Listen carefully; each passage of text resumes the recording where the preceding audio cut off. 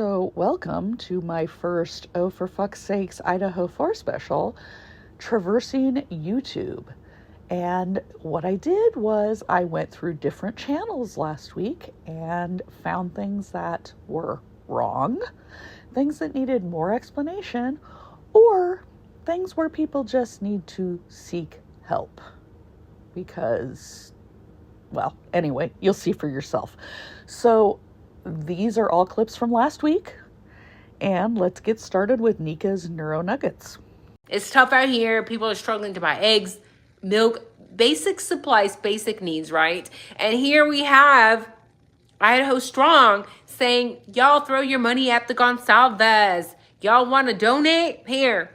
So, yes, Crash says it's more than $150,000. You're probably right. You know, after I learned that there was over $150,000 raised, I stopped tracking because I got a little bit sick to my stomach, right? So Nika is upset that the Gonsalveses are fundraising to go to the hearings and the trial.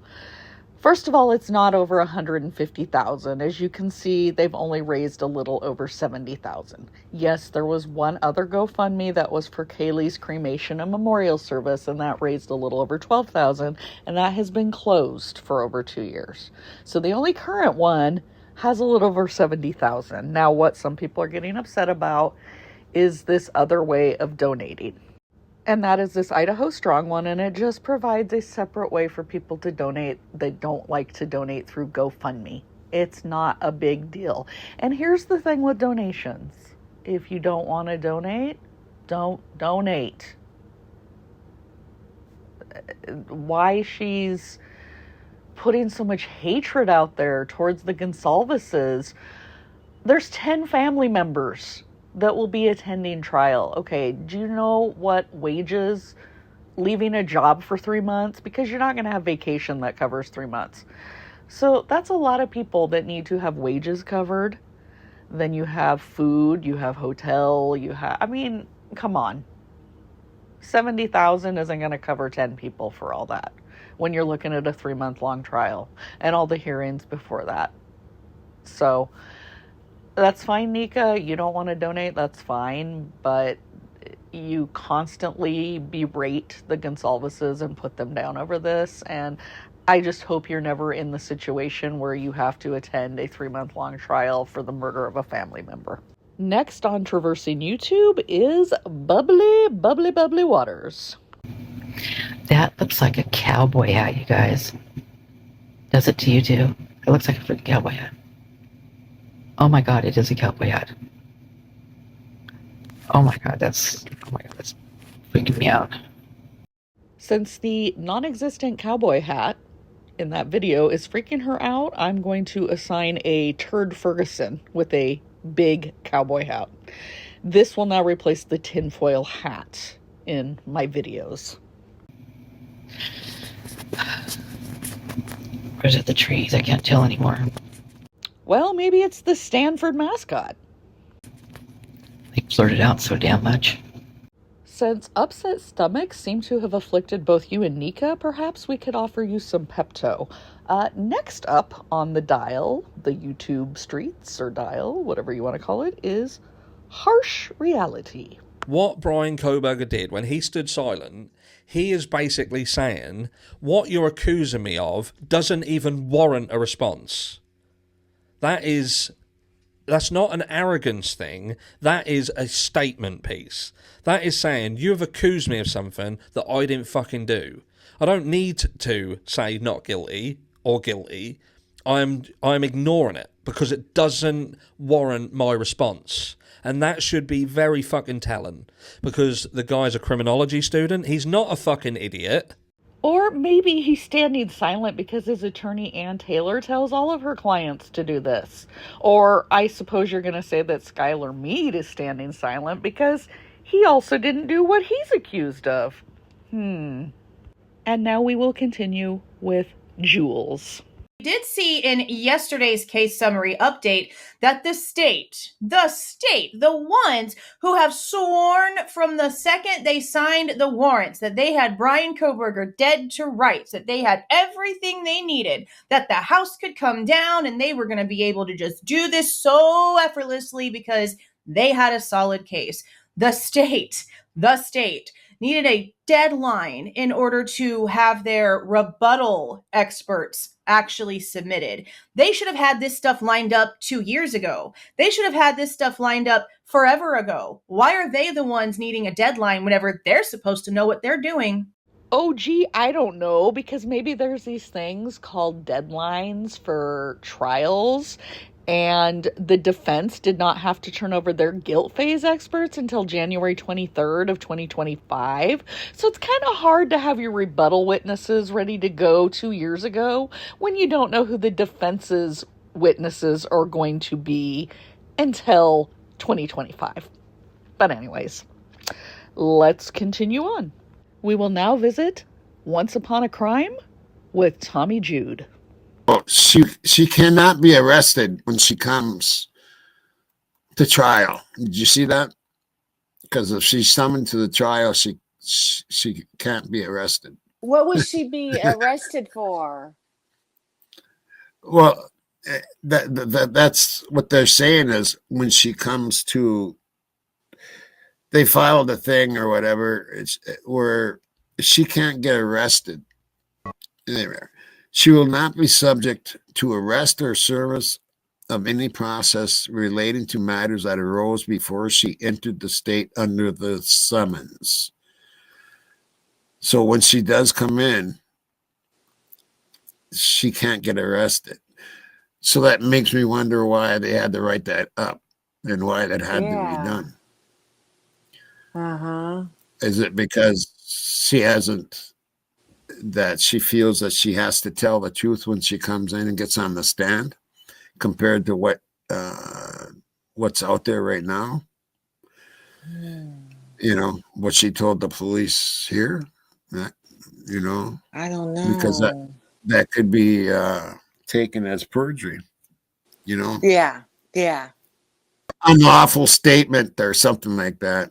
Yeah. You know, right. Let me show you something.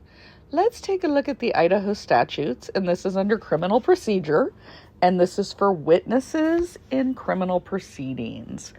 And we're just going to scroll down because it talks about when you summons a witness that's within the state.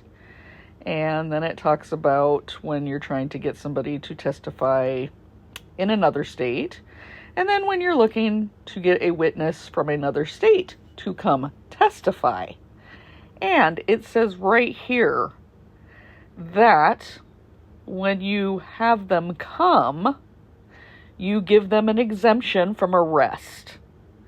So if they come to this state in obedience to a subpoena, you have to exempt them from anything that they may have prior outstanding.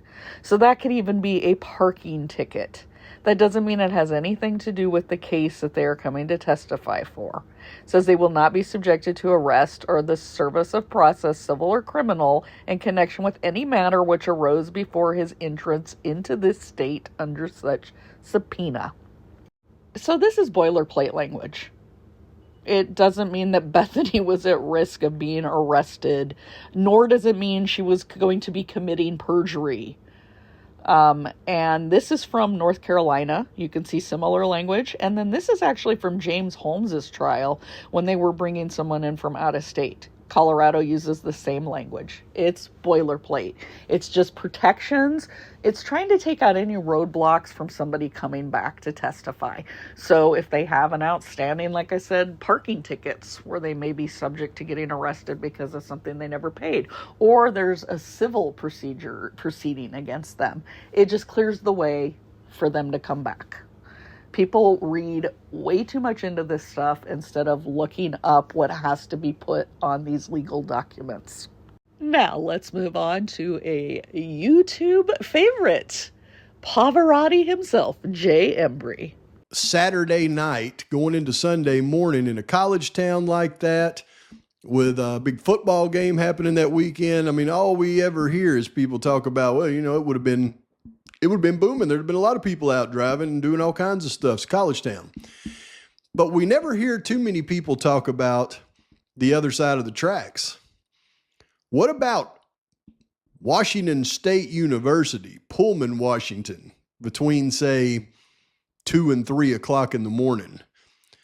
Did you know that Washington State University's enrollment is almost, on average, 28,000 students? When where University of Idaho's it's less than 12,000. Washington State is almost triple the enrollment. Not really. The Pullman campus only has around 21,000. There are branch campuses and then the online global campus as well. So, just so you know. It's almost triple the amount of people that would be out at 2 to 3 to 4 in the morning, walking, driving, having a good time in a college town. Okay, and what does that have to do with the case? So, when we start to think about the amount of vehicles that were on the road at, say, I don't know, between 2:40 and 3 o'clock in the morning, you got to understand it would be immense. There would be so many vehicles out. Oh my God, it's so intense. It's just a traffic jam. Stadium Way's wall to wall.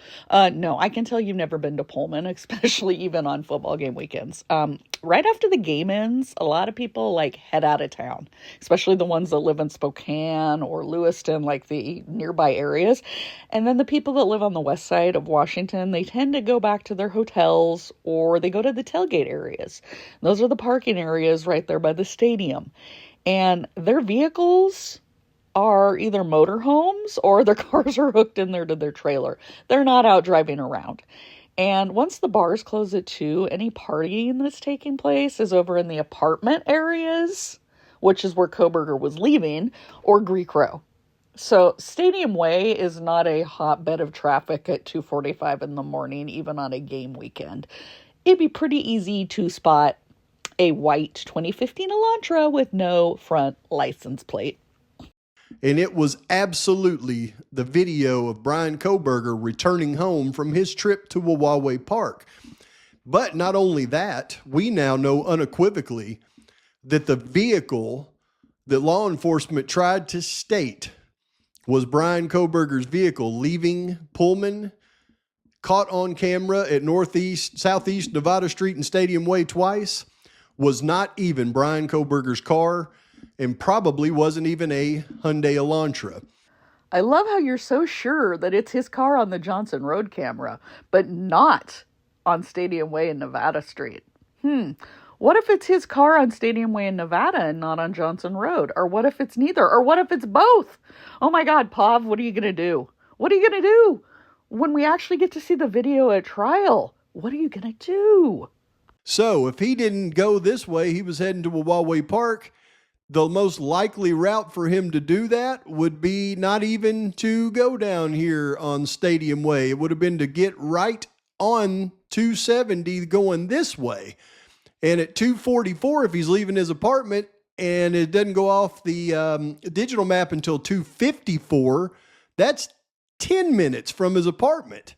So where before I had him going off the network right here, that means he would actually have another 3 minutes, which means he's more than likely going off the network way down here, even closer to Wawa Park. This case is over, ladies and gentlemen. I mean, over altogether. Oh, not so fast, my friend. I wouldn't say it's over. But you finally stumbled to the route that I said if he was really going to Wawa Park that he would have taken, which would to get on Stadium Way headed the other way. But no, that's why it's so sus that he went the other way on Stadium Way instead. And also if he did head down to Wawa Park, which I don't believe, I know you believe it, but where you're saying his phone went off network, that's still not where AT&T would go off network. You have to be damn near to the park before AT&T actually loses a signal. Drove down there, tried it out. But again, we shall see a trial because we'll finally get to see all the videos and we'll actually get to see what Balance and Cyree both have to say. So it's going to be interesting, but I wouldn't say it's over. Not yet. Now we will continue and head back over to Harsh. And is he still in reality or not? Kopacka was the actual killer and law enforcement ended him, blaming it on BK. Or let's assume Kopacka stated Kopacka killed the four. Kohberger killed the four, sorry. They had better have his statement on video, otherwise it's called hearsay in court, which isn't acceptable evidence. Also, law enforcement could have forced Kopacka into a false confession at gunpoint in an attempt to frame BK. Of course, this is speculation, but it may be true. They can use anything they want if this advances to trial. Police stated he wasn't there to commit the attack in the PCA. Okay, first of all, I'm giving you the big hat, the tinfoil hat replacement. When did the police say he wasn't there? Because I have never heard law enforcement say he wasn't there. In fact, they believe he was at the house because they've arrested him for the murders, okay? Secondly, Kopacka has nothing to do with any of this. And if they wanted to set Kopacka up, they would have just said it was him and gone, oh, well, our suspect's dead, and there's no reason to go to trial. Like, because you can't have a trial with a dead suspect, so it would have saved everybody a lot of time and money. No, what this tells me is they knew it wasn't Kopacka, and they were searching for the actual murderer, and the evidence led them to Kohberger. Investigators knew the defendant, his phone and car locations, which was between 3 and 5 a.m, and found he was in another cell tower during the commission of the crime. Again, investigators, after determining Kohberger was associated with both the 2015 Elantra and the 8458 phone, he was found not in the area between 3 and 5 a.m. This matter is in the investigative stage, and while criminal charges have been brought, this was something that they released, law enforcement released, actually verbatim.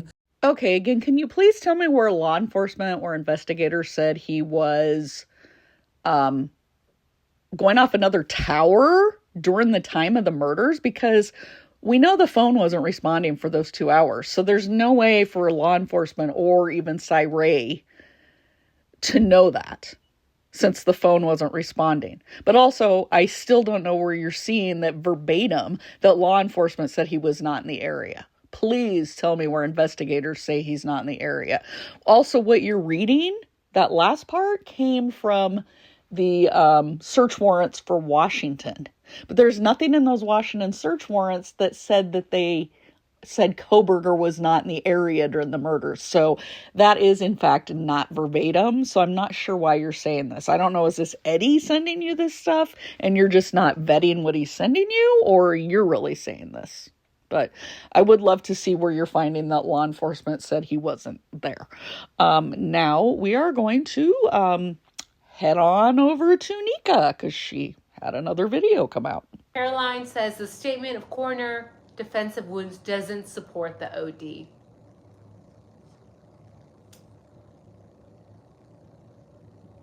Well, there's a lot of contradictory statements made all over this case. The only way to really know would be when we go to trial and we actually see what are these defensive wounds that she's talking about. Does she even know what she's talking about? Does she even know what a defensive wound looks like? Because from what I've read, this coroner doesn't have much education, right? Okay, she was maybe a lawyer. Okay, maybe she was a nurse. Maybe. And what does that have to do with identifying wounds, ma'am? Okay, you went to a 3-month course? So Kathy Mabbitt is not who does the autopsies. She's the coroner. She's not the medical examiner. Veena Singh, the chief medical examiner for Spokane County, is who did the autopsies.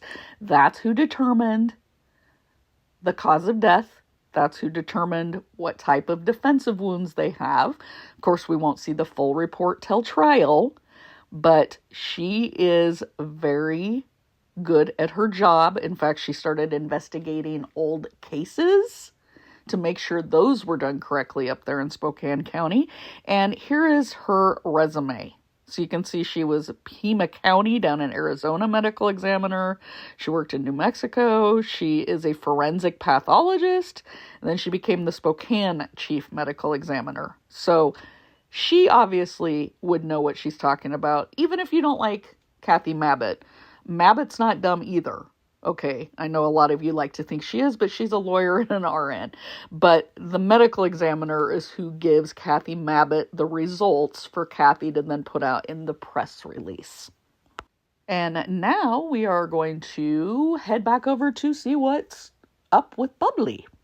In my opinion, for that to be allegedly the party house and everybody going to be on break and had a football game and Betty's ball and all that good stuff, for nobody to be at that house at night except for the people that lived there, I find that extremely, extremely suspicious. You might be shocked to know that party houses don't have parties every single night. There's a lot of houses on college campuses, and a lot of them have parties. But they don't all have parties at the same time every single night. So Friday night was the Pi-Fi formal, and 1122 King Road did have the after party. And then Saturday was Betty's ball and a lot of other events. Of course, there was the football game in the afternoon, but Sigma Chi had a party. And they actually had it registered with the Greek system because, there's the whole thing with wristbands and alcohol enforcement. But since Sigma Chi was hosting a party that night, 1122 was obviously not going to be hosting one since a lot of the same people would be in attendance. So what are you going to do? Split up your attendees? No. So Kaylee and Maddie decided to go out on the town. Bethany was over at the Sigma Chi party with Xana and Ethan. I'm assuming Dylan, they still haven't told us yet where she was. Not that it matters, but I imagine she was out with some other friends at a different party. So it's not sus that 1122 was not having a party on the Saturday night. I'm perplexed about the Murphy thing. I seriously am. I am upset about it. Big time, because, well, first of all, if Jack was there the same time Murphy was there, why did Jack have to go pick him up at the shelter? I mean, that's the last place that dog needed to be. I mean, that dog had to go through hell. Seriously, I mean,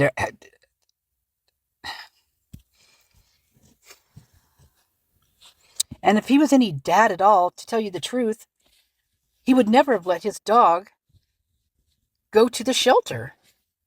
Jack did not have a choice in that matter, so do not get mad at Jack, okay? He was taken down to the police station for questioning, but Murphy also had to be examined.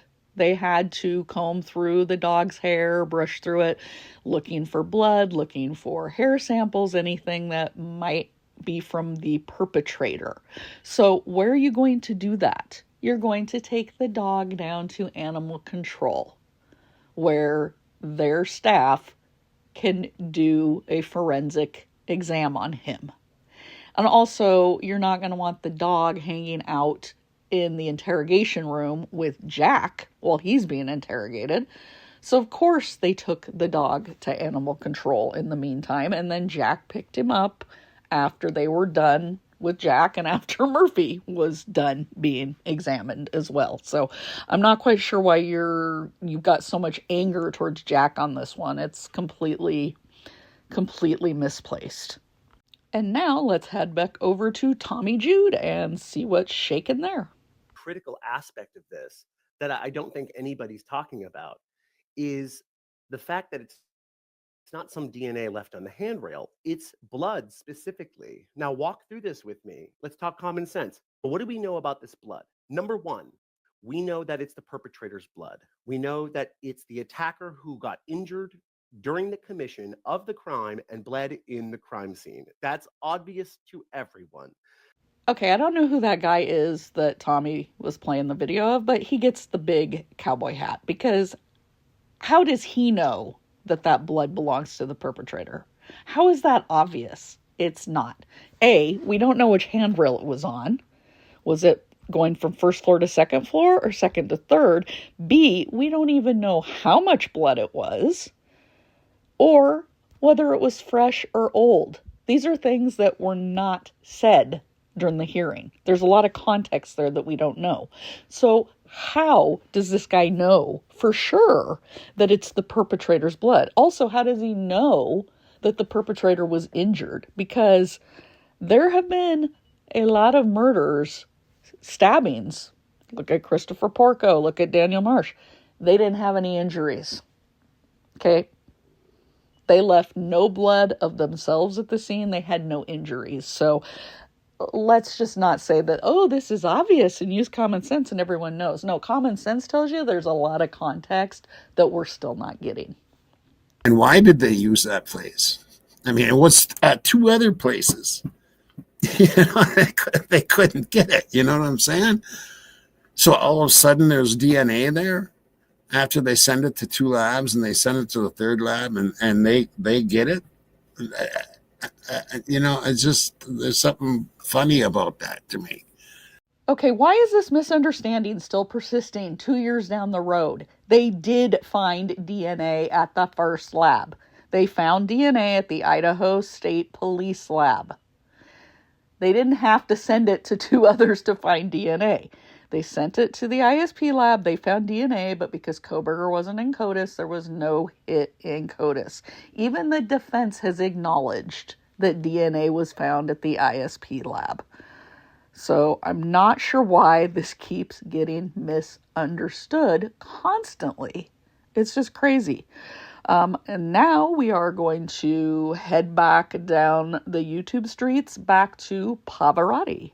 Bailey and Robinson were arrested on Tuesday, March 21st, as part of a joint narcotics enforcement team, JNET, investigation into the overdose death of a 22-year-old man in Centralia.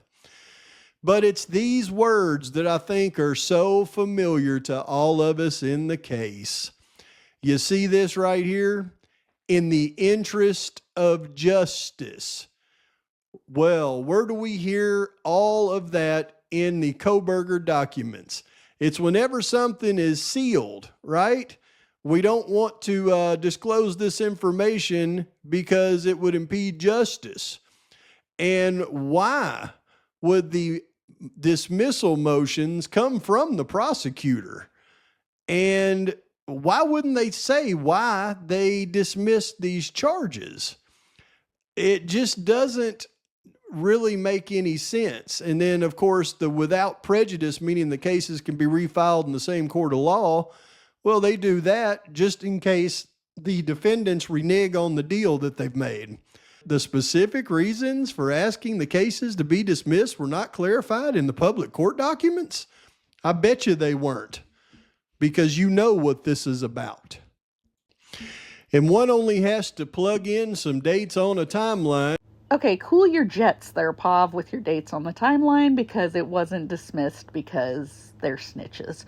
It says the Lewis County Prosecutor's Office has forwarded the case against two people allegedly connected to a March overdose death to the King County Prosecuting Attorney's Office, the Centralia Police Department said in a news release on Wednesday. The King County Prosecutor's Office will make its own independent charging decision for the case. It went on to say that the Centralia Police Department stated Wednesday the dismissals were due to a determination made during the investigation that King County was the appropriate venue for prosecution.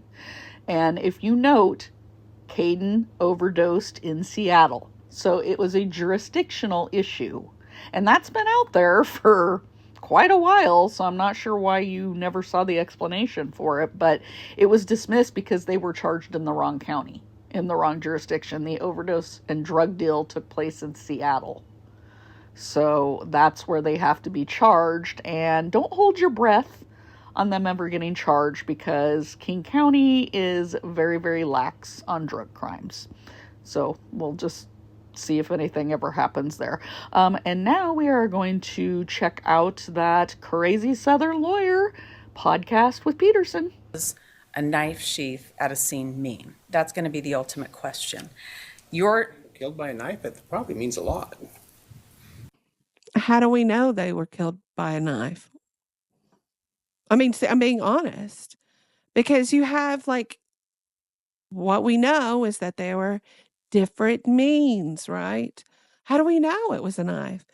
Well, let's see. First of all, after the autopsies were completed, the Spokane medical examiner forwarded her results to Kathy Mabbitt, and Kathy put out the cause of death, which is listed as stabbing for each one of them. Now, I suppose they could have been stabbed with a pencil. Maybe they were stabbed with a Pez dispenser. I don't know, but let's look at the rest of this. Creme 2 News reported that Moscow police initially said the 4 students were killed with a sharp-edged object, later revealed to be a knife. The weapon has not been discovered. And this was from the Spokesman Review up here in Spokane after the medical examiner completed the autopsies.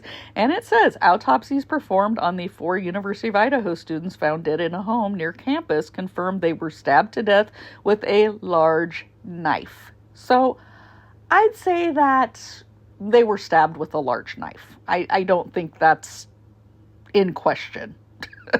I don't think the medical examiner is that stupid. So I think we can safely say they were stabbed with a knife and not a pencil or a Pez dispenser. And now we're going to head back over to Pavarotti and see what more hijinks he's up to. They're going to be sentenced.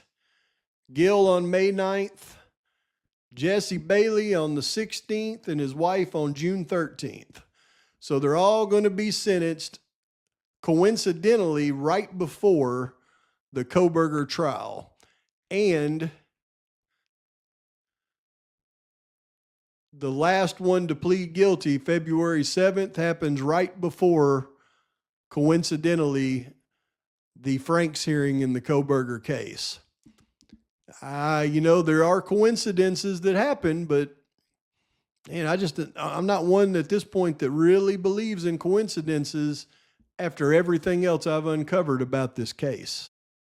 All right, I'm giving out the big tinfoil hat, the big cowboy hat again, because apparently Pav only believes in coincidences when it's Kohberger's car driving around 1122 King Road, or his phone conveniently being off for the 2 hours around the crime. Yeah, that's when he believes in coincidences. But he doesn't believe in coincidences when people that were arrested and already went through trial well before Kohberger get sentenced before Kohberger. How about that?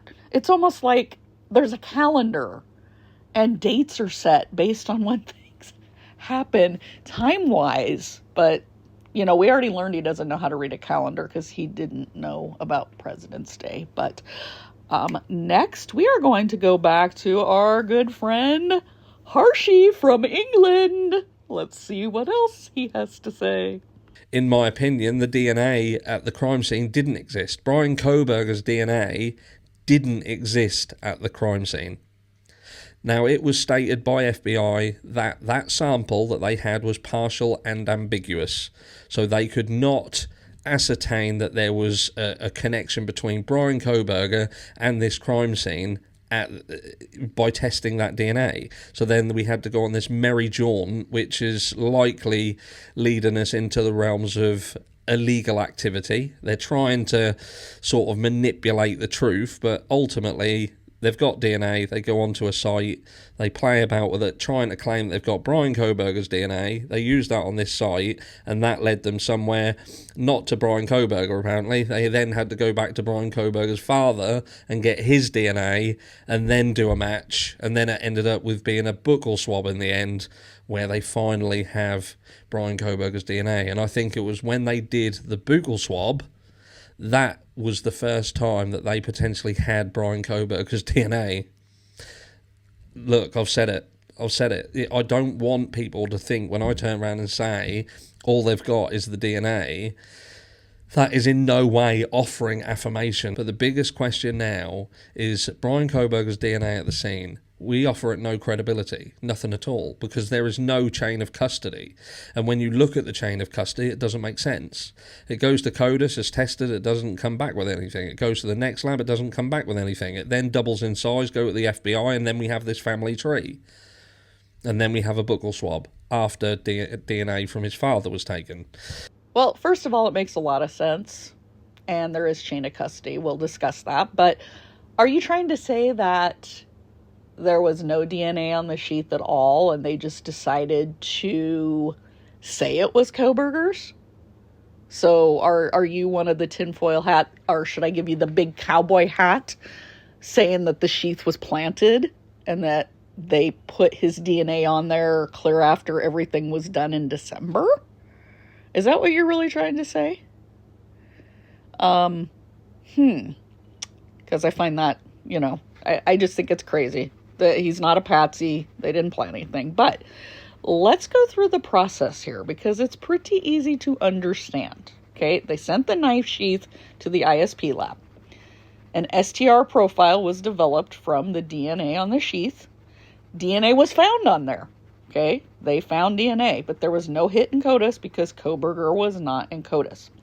ISP Lab sent it to Othram. Now I've got ISP Lab in pink, Othram in blue, FBI in green. Othram created the SNP profile, the SNP for the IgG. The text file increased in size, not the sample. If you listen to Anne, the text file. Othram was then, I guess FBI asked them to send it to them. Othram sends to the FBI. FBI creates a family tree. The SNP/IgG leads the FBI to names that share familial DNA with what was on the sheath. That family info leads them to looking into Brian Kohberger. The FBI then shares Kohberger's name as a tip to the MPD. Now, of course, they didn't find Brian himself on that genealogy database, that IgG, because how it works is you do a family tree so that you can find relatives, and then you can go out and interview those relatives and say, hey, do you have a family member that was in Pullman, Washington at blah, blah time? That's like they did with the Golden Gate Killer. They asked the guy, and he's like, oh yeah, I had a cousin living in San Francisco. The one that killed Rachel Marin. The family members were like, oh, yeah, and he was staying here, and they gave him their stuff. They gave clothes to the investigators. So the family tree doesn't name that person exactly. I think people just are getting confused about how this process works. Now, it's not illegal to go in the back door to these IgG sites, these genealogy sites, even though Anne wants you to believe it is. What it is she's just trying to get this up the appeals court to try to set new case law. But after they did all that, you cannot arrest someone based on IgG alone. You have to get an STR match. And that can be also to a close relative. So mom, dad, brother, sister, like a first-degree relative. So what they did was they collected the trash in Pennsylvania. Now, they were hoping Brian's DNA would be in that trash so they could get the direct match then, but unfortunately his was not, which poses interesting questions as to why his trash was not in his parents' garbage. But they sent that trash to the ISP lab. Here we are back in pink again. ISP Lab created an STR profile from Michael Kohberger's sample. They then compared the two STRs, the one that was on the sheath and the STR from Michael Kohberger. It found that the DNA on the sheath was the male offspring of Michael Kohberger. That was then enough to get the arrest warrant, coupled with everything else. Once they arrested Brian, then they were able to get the buccal swab from Brian. That was sent to the ISP lab, and it was a direct match. Your chain of custody is fine. It's these STR profiles with the ISP lab, and then the trash being sent to the ISP lab again. Chain of custody with the FBI and all that, that's irrelevant, because the IgG process was a tip. And technically none of that had to be turned over. Judge is who decided, well, we're going to turn that over. But technically none of that had to be turned over. Very few instances does that ever get turned over. As Jeff Nye said, this case has seen the defense get more IGG info than any other case. And Idaho law doesn't even state that it needs to be turned over. So, but the chain of custody is going to be for the STR process, and ISP Lab, if you listen to the Daybell and those things, ISP Lab knows what they're doing. They did not mess up chain of custody on this. There's no way. If they did, I will be shocked. So I think when Riley Nolan testifies, you're going to see chain of custody is hunky-dory. Now we are going to move on. We'll circle back to Pavarotti. But he just keeps putting videos out he's almost like a rabbit that keeps procreating. Where they say, well, I'm sure this guy's, it's all mental health and, I'm sure it's, it's all good and everything, but time's up. I mean, they're just like, the heck with it. We're not going to deal with this anymore. We're just going to go in there and end this because they don't have any patience and they don't have any remorse and they don't have much feelings. So they just went in there and they unalived him because they didn't want to deal with it anymore. Okay, so he's talking about Kopacka.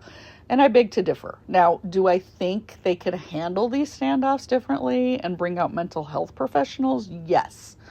But when you have somebody that's actively firing out a window, that creates a bad situation if the mental health person can't get through to them.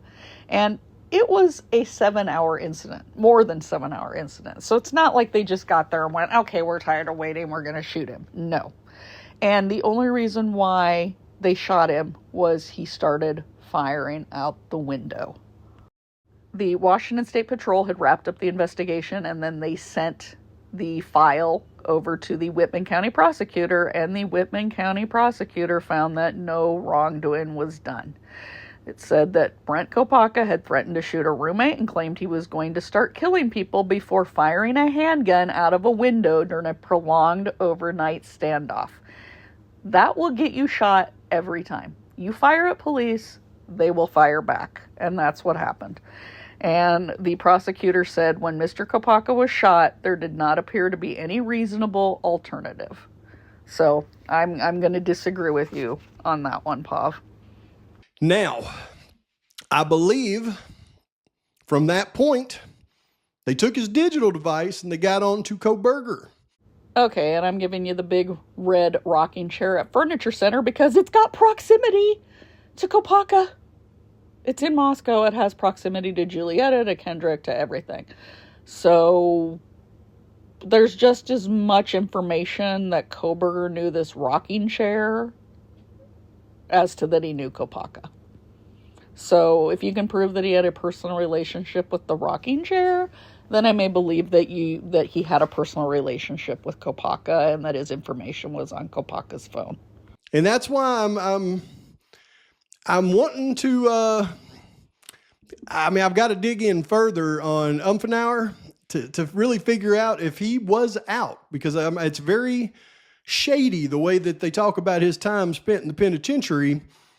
And it leads to the question that he was out periodically during his 4-year sentence.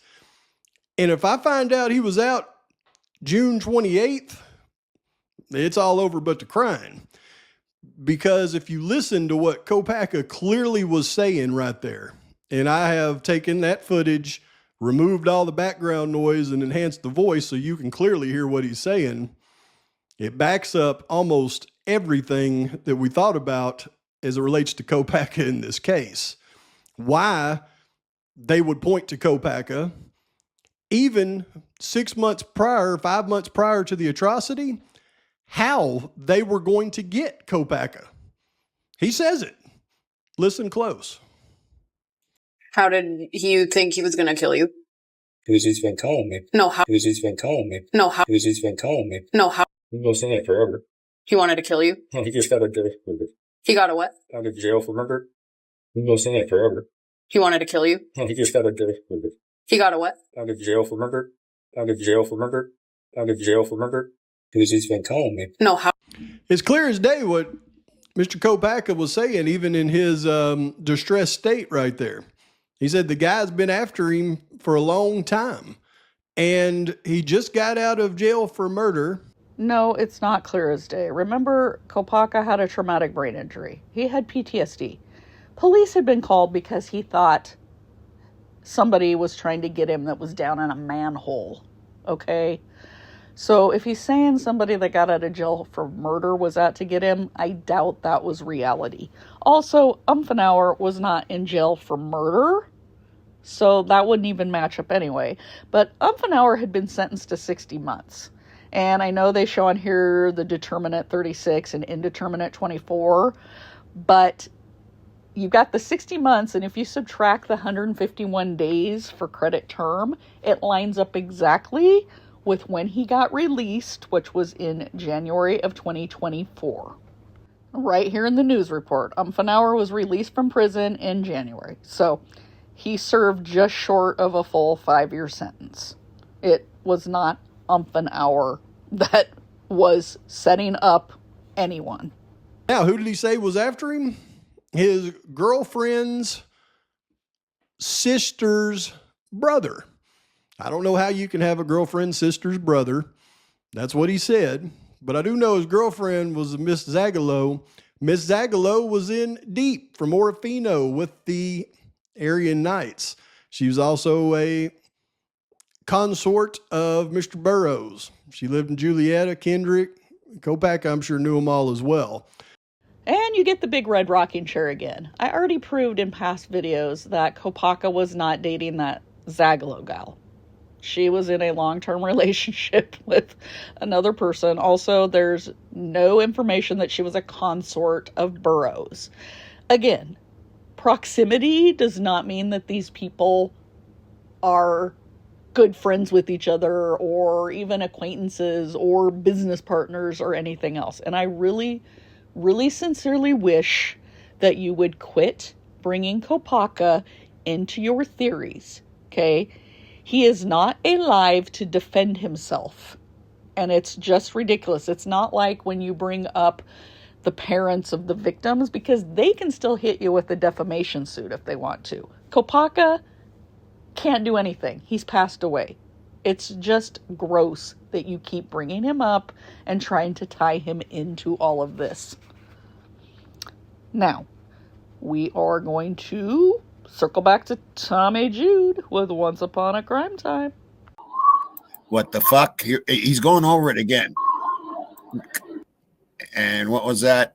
Don't call 911 right now. I didn't do this, though.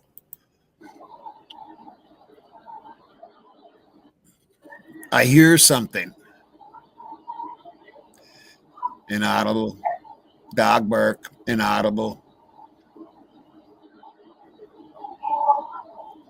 Call 911 right now.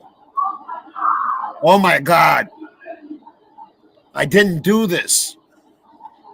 And the Oscar for Best Dramatic Reading of the words that somebody typed of what they think they heard on the Linda Lane video goes to Tommy Jude. Whoop, whoop, whoop, whoop, whoop. Congrats, Tommy. I don't get why they're not looking into this kind of stuff. I don't get it. I don't get it. There is too much on this whole Linda Lane film and audio. There's so much there. I mean, oh, Tommy, you also get the big cowboy hat, because why would law enforcement look into manipulated audio? Everybody and their freaking dog has played around with that audio on the Linda Lane video, and people are writing what they think was said so that they can influence other people to think that's what's being said. But what we know is where that camera is was not going to pick up anything going on in the 1122 King Road house. So any of that noise was not from there. So, yeah. Hudson Lindow was Sigma Chi and rushed with Ethan. Right. Actually, no, that's not right. He wasn't in a fraternity. He was an independent. He didn't rush. He just happened to be friends with a lot of guys in different fraternities because of being from Boise. He knew a lot of the guys from Boise that were in different ones, and that's not unusual. But he was not a Sigma Chi. So what I've begun to really piece together is that we had that, and then there's Caden Young, who's a journalist. Something, I'm going to hold to it. There's some sort of a secret. There's some sort of a secret that was being protected. Hudson Lindow being found face down in this much water and he drowned. Right. Then we have Caden Young, who not only overdoses once, but twice. Let's just talk about Hudson for a second again. First of all, Paradise Creek, yeah, it may not have a lot of water in it year-round, but April, when there's rain and the snow melt coming down from the mountains, there's a good amount of water in there. But also, you can drown in a tablespoon. And what happened was he hit his head and was knocked unconscious and ended up face down. There's not a lot that you can do when that happens. And it doesn't matter how good of a swimmer you are, or if there's even a small amount of water, you end up face down in the water unconscious, you will drown if somebody doesn't spot you. And the autopsy was done up in Spokane. I have no reason to believe that Veena Singh would be lying about the autopsy results. So, just like I said about Pavarotti, asking him to stop bringing up Kopacka, could you please stop bringing up Hudson Lindow? He was not tied to any of this. His accidental death had nothing to do with the murders. There's no secret. Ugh. I always want to ask this. Why would the school protect rug dealers unless the school is the rug dealers? And I don't know that that is true, that they would be, but they damn sure tore that house down to protect whoever really did the crime. Right. They got rid of every drop of evidence, including that little speck of blood that was on the handrail. They tore the house down. Okay, first of all, nobody is protecting anyone. The university is not protecting anyone. They're not covering up for drug dealers or anything else. As someone with family members that work at the university, that is just highly offensive for somebody to even say. Even if this is your theory, it's ridiculous, okay? The university is not covering for freaking drug dealers, okay? Now, as far as the house coming down, both the prosecution and the defense decided they did not need the house, okay? All the evidence was removed from that house before it was torn down. There was none still in there. Everything was out. Everything was cataloged. Everything was photographed. All forensics done. Nothing left in it. It was not needed. And here's a study that I found talking about how virtual reality is making it so that you actually are getting better verdicts. So they talked about more consistent verdicts. And it says the reasons are numerous for not doing crime scene visits are extremely rare. The crime scene could be in a remote location or an extremely busy one, or the site itself could have changed over time. Jury visits are not considered practical. And it talks about if the jury could see the crime without actually traveling there, the crime scene. Well, that's what they do, this Faro scanning and all that.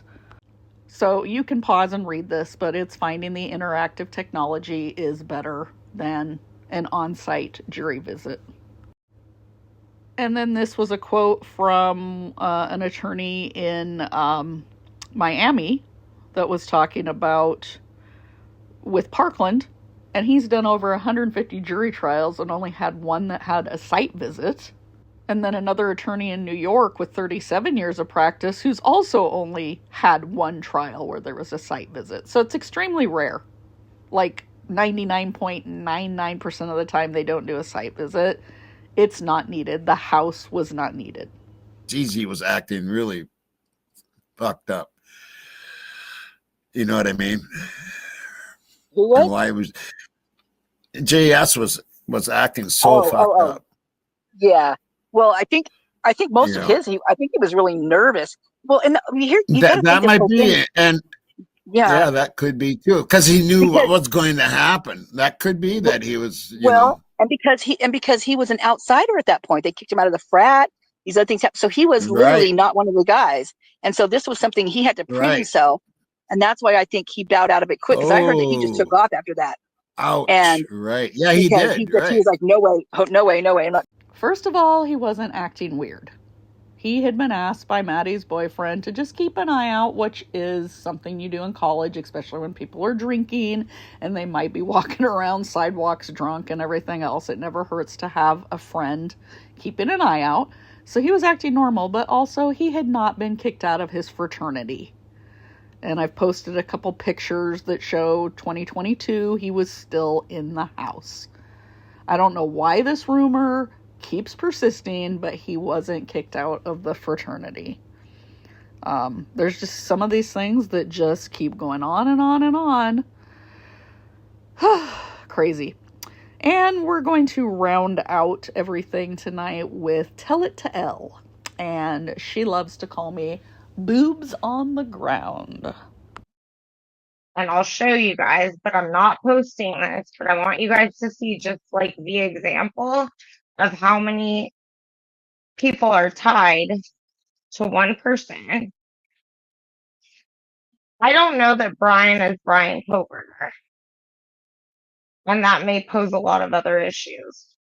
But what I do know is that I gave Ann Taylor this information a while ago. Okay, we get the big crazy cowboy hat. She doesn't know that Brian Kohberger is Brian Kohberger. And she sent this information to Ann Taylor. And see, she keeps trying to make all these family tree connections that just don't exist. First of all, the DNA never was Brian's on the sheet.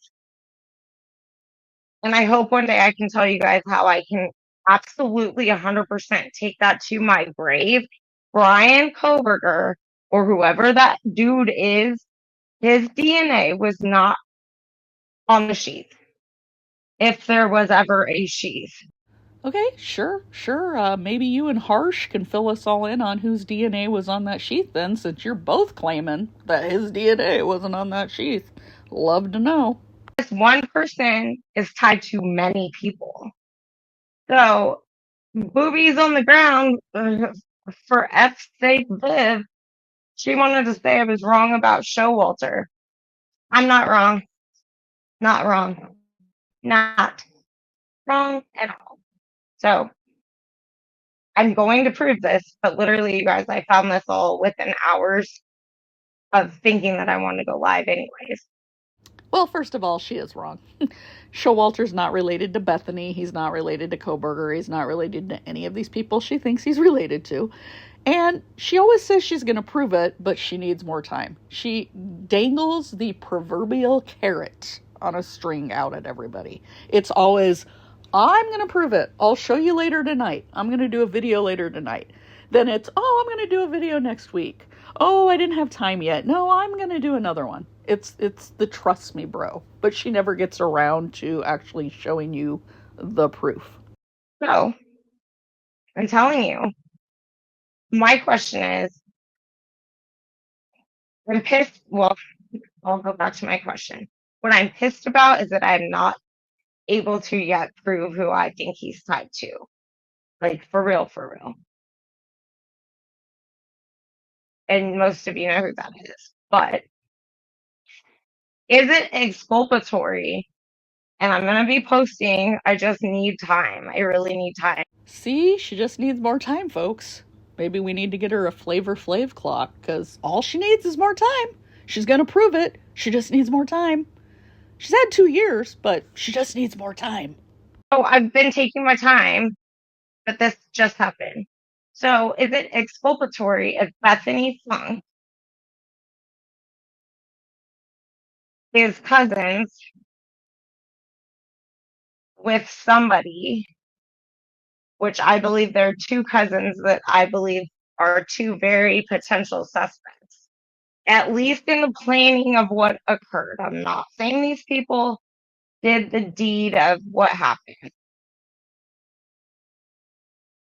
Dan, half owner of that house when this occurred, well, he's also related to Melissa Kohberger through this guy. Oh, okay, sure. Well, Bethany, not related to Showalter, not related to Kohberger, not related to Reed Upmore.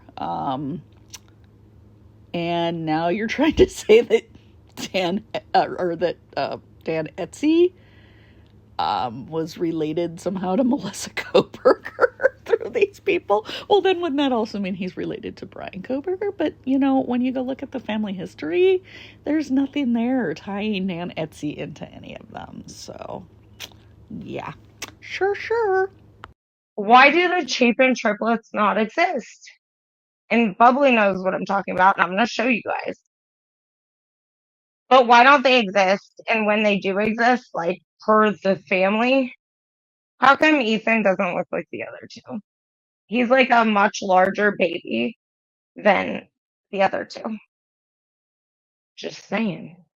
Well, Elle, let's introduce you to the world of fraternal triplets. Let's read up. And as far as you thinking that the Chapin triplets don't exist, you're really starting to sound like Billy Madison chasing around the penguin.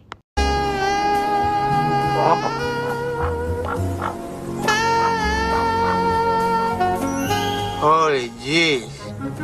Look at what we got here. That silly penguin is back again.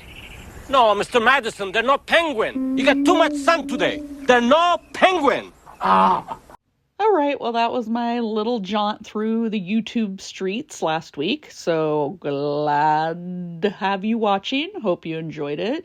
Let me know if you have any questions on anything or anybody's videos you want me to watch. And as Judge Hippler said, DNA is probable cause every day and twice on Sunday.